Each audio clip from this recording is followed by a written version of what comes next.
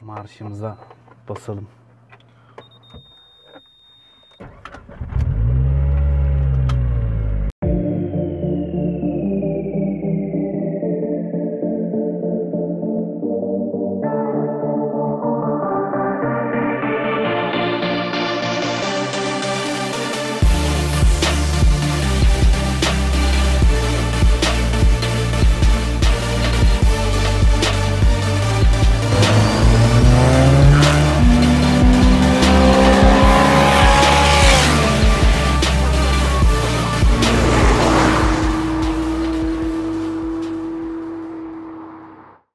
Şu anda zaten kısık ayarda. Şu an kısık 1.5 ayarda, var. 1.5 barda. Takriben 450-500 beygir arası araba. Kısığı böyle. Şu anda kısık moddayız. Safe, günlük modumuzda. Ama ilerisi tabii hardcore olacak. Zaten senin setup'ında işte billet crank'tan tut. Kaçlık Evet. turbo kullanıyordun? Şimdi şöyle 4G63 bundaki motor. Meşhur 4G63. Efsanevi motor. Ne yapsan bir şey Ne olmuyor. yapsan bir şey çıkıyor. Yani bir şey olmuyor demeyelim. Demeyelim O tabii de. işlerde Nazar Aynen, faktörü var. aynen. İşte 0 blok üzerine toplandı motor. 2.2 stroke kit var. Sandık Araba getirdin. Yani, tabii sandık blok. 2200 hacminde şu anda araba. Kapağımız dolu. Egzantrimiz, işte Var. yayımız, şapkamız ne varsa Japonya'da bütün malzemeler içinde. Bu arada billet crank dediğimiz şey arkadaşlar. Şimdi 3 tip crank var. Evet. Bir döküm, normal senin benim arabamda olan seri üretim. Evet. Bir forged'lar var, forget dediğimiz. Onlar da yüksek güçlere kadar dayanabiliyor. Bir de bir külçe düşünün, onun işlenmiş hali. Yani hiç metallerin içinde en ufak atomik boşluk kalmayacak şekilde 1000 beygir üstü güçlere dayanabilen billet cranklar var. Balansı da alınmış. Balansı da alınmış. Yani onu 5 eksen CNC'ye koyuyorlar, böyle kuzu gibi çıkıyor. Evet. Bunda o var işte. Bunda o var. İşte turbomuz FP0. Bir tarafı 62 milim, bir tarafı 64 milim. Hibrit turbo. İşte bu turbo ve bu setup'ta aracın teoride alacağı güç maksimum 900 beygir. 900 beygir. Ama tabii bizim amacımız oralara çıkmak değil. İşte 700 beygir civarını görüp 600 beygirlerde de biraz nispeten safe olarak arabayı Kullanmak. Arabada şu anda E40 yakıtımız var. E30 Zaten orada ölçüyor. Evet. Ölçüp ayar, Evet, yani anlık aynen. olarak ayar değiştirebiliyor. Onu Özgün'ün yaptığı bir ayar bu da. İşte arabadaki beyin Vipec marka bir beyin. Bu bir nevi oyun hamuru. Oyun hamuru. İşte aracın üstündeki anlık yakıtın karışım oranını algılayıp ona göre basınç basabiliyor. Ona göre map'ini Safe'e alıyor, kötü yakıt olursa bilmem Evet, ne, basıncı kısıyor. Şöyle bir örnek vereyim. Mesela E35 ile 40 arası bu araba 1.5 bar basıyor. E60 olduğunda etanol oranı %60'a 60 çıktığında çıktığında bu sefer 2 bara çıkıyor basınç. E85'te de artık size kalmış. Size kalmış. 3 bar 3 ve var. civarı basıyor. Bir de E8 artı NOS'umuz var bunun üstüne. NOS'u artık NOS hangi bagajda ama şey Ama değil, şu an takılı değil. Takılı değil. Bu E85 dediğin zaten alkol. Alkol evet. Bunu- %85 etil alkol. %15 Şeyden benzin. içki üretimi içki, içkiden. evet. Abi bize bir 10 litre kadar bir depo kadar şey lazım. Ama şimdi benim sevdiğim bir söz var. Ben en hızlısı olmak hiçbir zaman istemiyorum. Neydi? En hızlısı mezarda. Mezarda. Aynen öyle. O yüzden biraz haddimizi bilerek devam ediyoruz. Ya sonu da yok hakikaten. Evet, arabayı da Yormadan. Savaş topladı, onu da söyleyeyim. Savaş Ospaşaoğlu. Savaş Meşhur. bayağı uğraştı. Bizi de uğraştırdı sağ olsun. Şahsına münhasır sanayi tanrılarından biri. Bu senin arabayı zaten çok kişi biliyor, tanıyor. Evet. Lakabı Zebani efendim. Zebani. Daha önceden sarı şeyler falan vardı. Sen biraz Evet, kendine biraz göre daha iş topladın. gördük. Zaten Apache kemerler detaylarını bıraktık. kemerler Apache'lik duruyor. Kemerden belli oluyor. Porsche kemeri. Bunlar 10 beygir. Evet, bunlar 10 beygir. Arkada stikerlerimiz var. Bunlar 10 beygir. Aynen öyle. Evet. Şimdi bizim takipçiler merak ediyordur. Sen genelde nasıl kullanıyorsun arabayı? Ya bu arabayı ne zaman kullanıyorsun? Şimdi şöyle, ben normalde işinde gücünde bir adamım. Evliyim, 2 çocuğum var. Kurumsal şirkette çalışan. Kurumsal şirkette çalışıyorum. Uluslararası lojistik işi yapan bir firmada yöneticiyim. Normal bir hayatım var. Evet. Fakat iş Evo'ya geldi mi? hayır, gecenin bir saati bazen bir şeyler çağırıyor.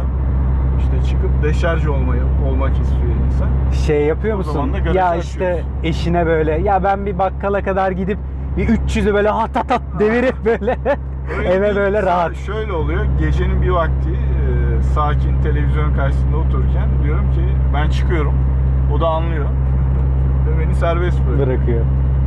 Yani bunun kullanım amacı o. Gece kendi sınırlarımız Dahilinde. dahilinde araç deniyoruz arada. Bir de Mümkün olduğu kadar trafiğin olmadığı yerlerde yapıyoruz. tabii bir de bu şimdi sen ciddi yatırımlar yapıyorsun, işte ciddi malzemeler kullanıyorsun.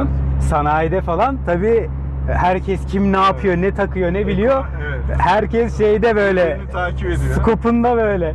Ama benim o konuda bir sıkıntım yok. Ben gayet Ha bir de saklamalar var değil mi? Saklamıyorum, Hani evet. gösterme Bazıları falan. saklıyor. Aynen. Gizli spek yapıyorlar. Tabii, Turbom 50 milim diyor ama işte İçi farklı. 70 milim turbo takıyorlar. Ya da dışı case'i ufak, içi Case- paller farklı falan. Haller farklı.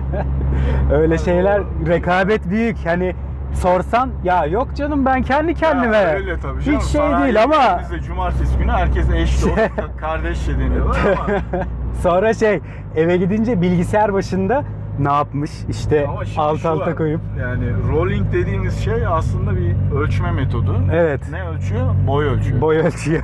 Boy metre. Yani bu boyunuzun ölçüsünü almak terimi tam role uyuyor. Role tabii. Hani tam boy metre işte. Bizim hatta Pampalar serisi vardı. Orada ben işte Evet. kaç boy attığımı falan söylüyordum. Boyla 3.75. sayıyordunuz He falan, 2.75 attım. 265 165, 35, 18. 18. Normali bunun 235 45 17. Aynen öyle. Bir de tabii senin otomobilin en büyük farkı Voltex body kitli Voltex olması. body kit var, onu unuttum. Yani lastikler biraz da ondan kalın. Ondan kalın. Body kitle beraber arabanın iz genişliği artmış Arttı. durumda. Ciddi anlamda. Voltex body kitle Japonya'da Suzuka testinde ciddi test Test yapılmış edilmiş. bir kit. Yani sanayide fibercilere yaptırılmış bir kit Değil. kesinlikle.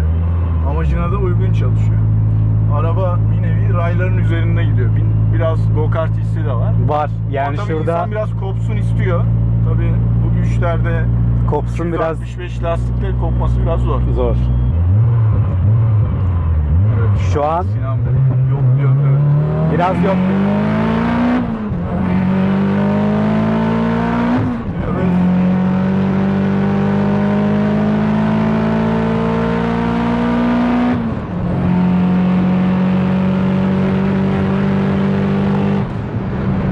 Normalde kopmamız gereken bir virajı geçtik ama Evet. hiçbir şekilde kopma belirtisi olmadı.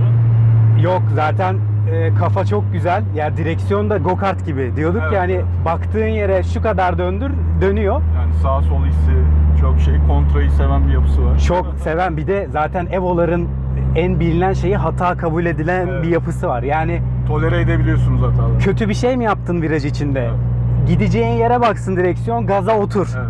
Evet. Hani eğer tabii çok açtıysan limiti yapacak bir şey yok. Sınırlar dahilinde. Sınırlar viraj dahilinde. içinde biraz gezme imkanı sunuyor. Aynen öyle. O var. Onun haricinde benim bu otomobilde en sevdiğim şeylerden biri ne coilover kullanıyorsun? Çok üst top bir coilover değil. D2. şu anda D2'nin üstündeki coilover. ama sertliği çok güzel. Evet. Mesela oralarda yol konforu tabii. böyle ama güzel. Yani buralarda yumuşak olması iyi yoksa tutmaz yolu. Ama şimdi araba biraz da düşük basınç için, rodajda olduğu için şehir içi kullanımına açık. Evet.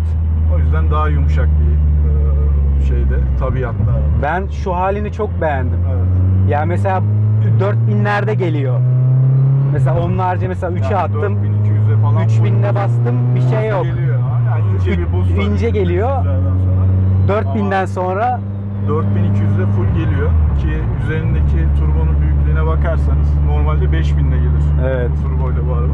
bu turbo biraz daha böyle yetenekli bir turbo diyelim. Yetenekli bir turbo. Bir de ustamızın fısıldadığı şeyler var tabii Evet. arabaya.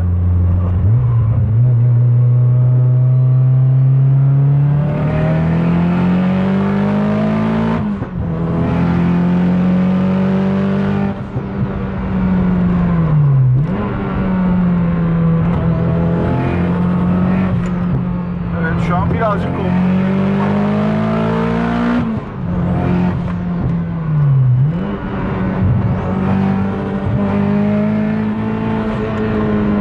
Bu viraj çok güzeldi. Evet, Biraz çok böyle güzel off de. camber.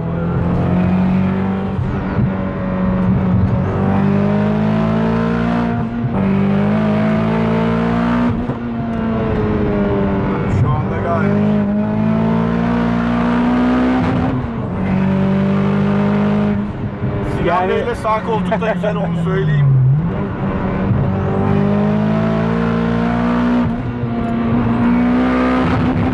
Gayet samimi oluyor. Ya Yan Ya. yok mu? ya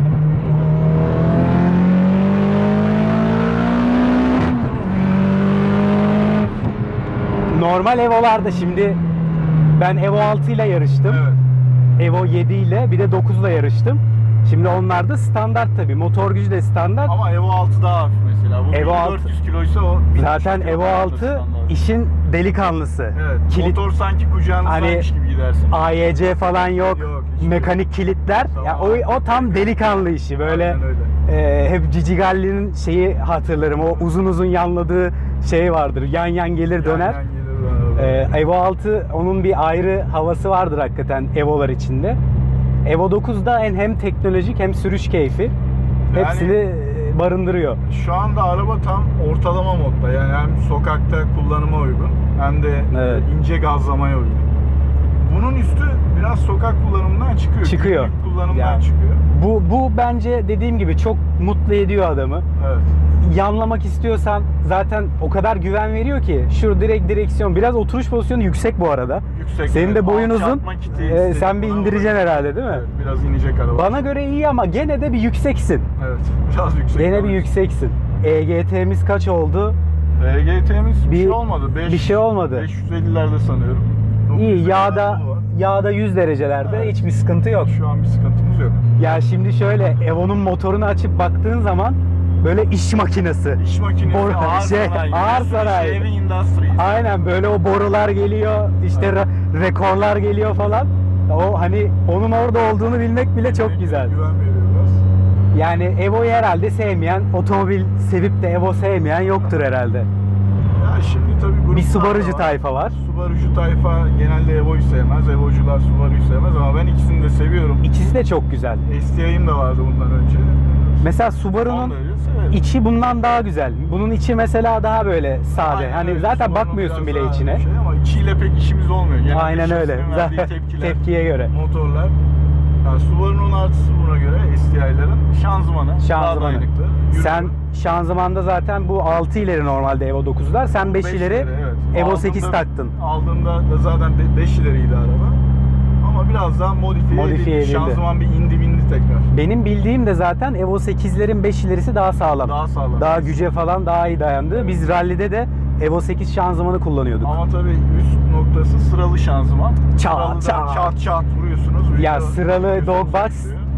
harika Aynen oluyor. öyle. Harika oluyor. Yani O- aldığın keyfi ikiye katlıyorsun. Ama o aldığın keyif sıkışık bir trafikte karşıya Bitiyor. geçerken kesinlikle bitiyor. Ya Yani şimdi dog box'lı bir araban, sequential bir araban varsa zaten trafiğe girme yani. Ama bununla girebilirsiniz. Bununla çok rahat. Bununla hiçbir Twin plate şey var yok. burada. Ya debriyajı da rahat.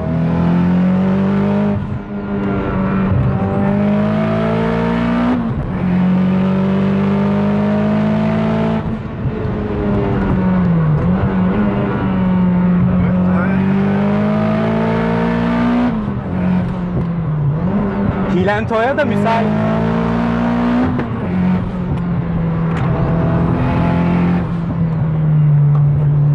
Pedallar Hilento'ya müsait mesela bak.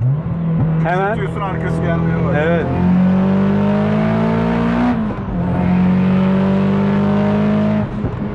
Ama işte 265 lastik de çok fazla gelmiyor. Fazla gelmiyor. 235 olsa 235 olsa oralarda bayağı yan oynarız, döneriz. evet. Bu aslında biraz piste göre şu anki setup'ı. Aynen öyle. Ama vallahi makine çok keyifli abi. Harbiden Sevdim. güle güle kullan. Teşekkür ederim. Hani Teşekkür ederim sıkıntısız, ama sorunsuz kullan. yani şu Çok an- keyifli. Şu anda bu soft modda 1.5'lardayız. Hardcore'da 2.5 bar üstü olacağız 3 bara doğru. Orada tabii esas gücünü ortaya Gücünü çıkaracak. orada. Orada her virajda sanıyorum koparız. Frenleri falan da değiştirdin. Brembo Frenleri biraz de büyüttün. değiştirdik, evet. Bir tık büyüdü. Yaklaşık %10 ila 15 daha kuvvetli standart Brembo'lardan. Bence abi seninle ilk yapacağımız iş piste girmek. Evet. Yani İnşallah bakalım. bu arabanın hakkı çünkü hani buralarda değil her pistte çok farklı. Ama hani rallide bir 4 çeker Evo'nun tadını hani ben aldım. Evet. Keşke toprakta bir kullansan. Yani Ya, sizin de böyle sağ koltukta oturuyor olmak bayağı ilginç bir deneyim. Hakikaten şimdi Direksiyonunuz nasıl? iyi yani. Sağ ol, Etkilenme. teşekkür ederim.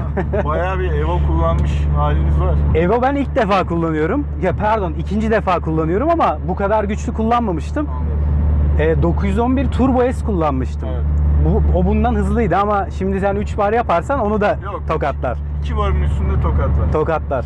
3 bara gerek 911 Turbo S'te de bunun hisler vardı. Teknoloji onda Yani bambaşka, amaç bambaşka. PDK var, bilmem ne. Launch yapıyorsun her Ama zaman fiyatlar falan. başka. Bunu Fiyatlar da öyle. 911. Ya bu safkan, böyle yüreğinde, içinde, ciğerinde hissediyorsun her şeyi. O Ya motor böyle bağırıyor, ediyor. Testlerin birinde bir yorum vardı. İşte Subaru SCA için şey diyordu. Erkek çocuk arabası. Evet. Evo içinde diyordu ki gerçek erkeklerin Gerçek. arabası. Aynen öyle. Boy toy, biri de direkt şey. Man's toy. Men.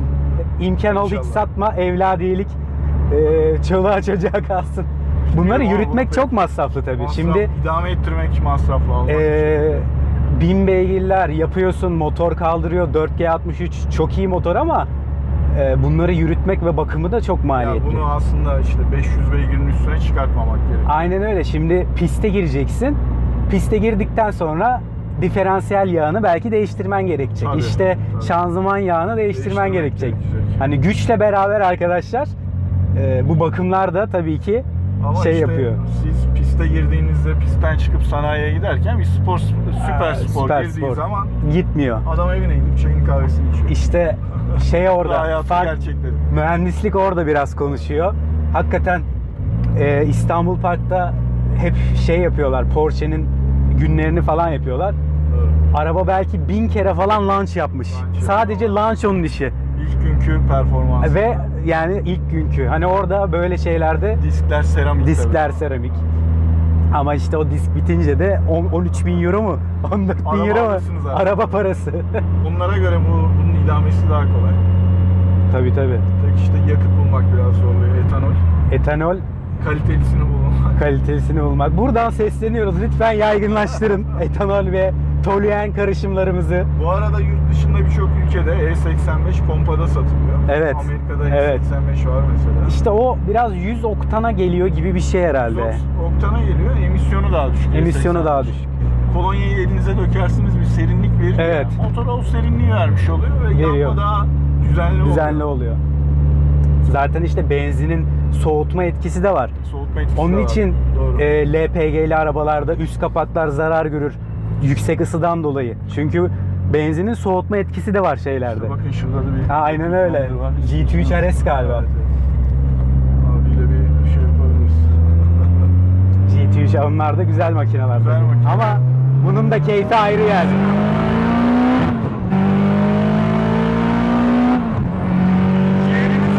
Yerimiz var. Porsche'miz yok ama 4G63'ümüz var. Buyuruz Gülbaşı. Evet. Vallahi abi çok teşekkür ederiz. Ben teşekkür ederim. Eline ayağına sağlık. Sağ Makineyi de koltukta güle biraz güle heyecan kullan. yaptık. Nasıl? Hissi nasıl hakikaten? Sağ koltuk- Tedirgin oldun mu Yok, ben kullanırken? korkmadım. Kesinlikle korkmadım. İyi, süper, sevindim. Yani hardcore modunda olsa korkarım ondan. Evet. değilim de. Bir de kendi araban olunca da insan çok değişik bir his oluyor kendi arabanında sağ koltukta oturunca. Evet, yani bizim gibi araba manyakları için arabasını teslim etmek de Evet, zor ama aynen. gayet Çok- güvenerek verdim. Çok teşekkür ederiz.